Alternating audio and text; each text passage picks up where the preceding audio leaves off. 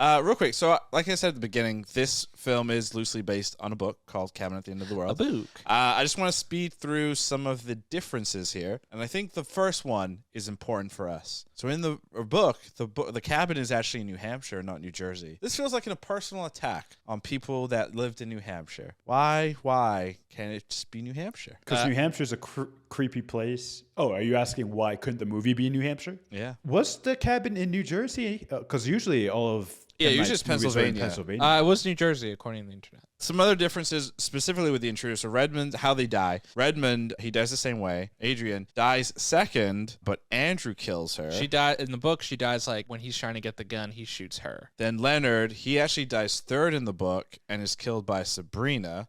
We haven't gotten to it yet, but when Andrew gets the gun, the kid actually dies in the book. Because Andrew kills Adrian, and then Leonard fights Andrew to get the gun, and then the gun goes off and kills Gwen. This devastates Leonard. He lets himself get tied up by Andrew and Eric. Adrian then is like, this is too much for me. I'm going against it. It says then Leonard is killed by Sabrina, and I would assume Sabrina kills him like sacrifice style. Yeah, I'm not sure. It doesn't say. And then she leads them to the car, and then she commits suicide. So in the movie, Sabrina just gets shot by Andrew. Right. She runs away after she stabs him and then comes back and he shoots her. And then Leonard slits his own throat. The nice thing with this movie is they're not actually showing you these things. It's kind of off screen. With this one, they kind of just cut his head off.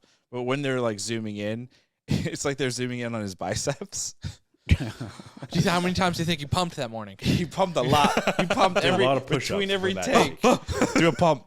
Anyway, some other big differences. So obviously, like Gwen being killed in the book drastically kind of changes how the dads look at everything and basically decide humanity isn't worth saving. Essentially, essentially, I think Eric like similar to the movie, contemplates, should I do this? But Andrew's like, I don't want to live in a world where God doesn't, God decides essentially that when sacrifice isn't enough. It's a dark time, and so they just decide to, neither of them will die, and they'll just kind of go wander the earth forever. And the apocalypse fully happens. Damn. In the book. And then this one's actually kind of interesting. So it looks like in the book, the death of the Four Horsemen doesn't unleash a plague. Redmond's actually delays it. Yeah. So in the book, it specifically emphasizes that like when one of them, like Redmond specifically, when he dies, delays it for a day, which is why they're able to like sleep till the next day. Yeah, and those are like the big main talking points that are different. Yeah. Like when things are adapted, like The Last of Us video game to TV show, sure. People are always going to find that like one thing to like riot over. How come nobody's rioting over these differences between book and movie? People don't read the book. Interesting. That's true. Well, then what about Lord of the Rings? Those are books, and people really, really get upset. Yeah, those are nut jobs. Fruitcakes, perhaps.